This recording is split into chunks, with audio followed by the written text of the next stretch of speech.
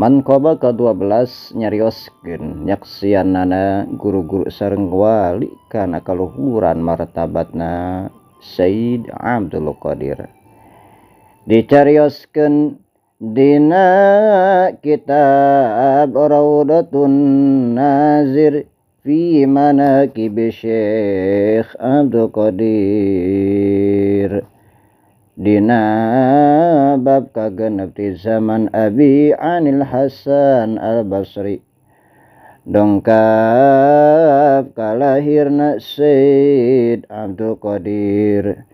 Henteu aya hiji alim anu muruk agama Islam anging pada nyarioskeun kabingaan bakal lahirna Sayyid Abdul Qadir. Sareng eta ulama pada ngaku kana kawalianana Sayyid Abdul Qadir. Sareng ulama nyarioskeun Sayyid Abdul Qadir bakal ngembarkeun yen dampah sampeyanana bakal nincak kana pundakna wali-wali sareng wali-wali narima kana eta embaran.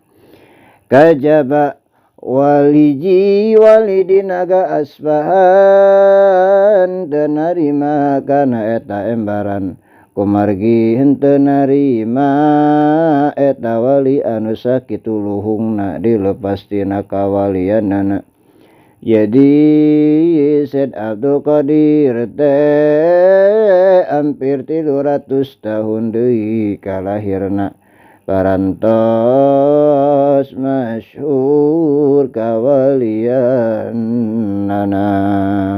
Subhanallah.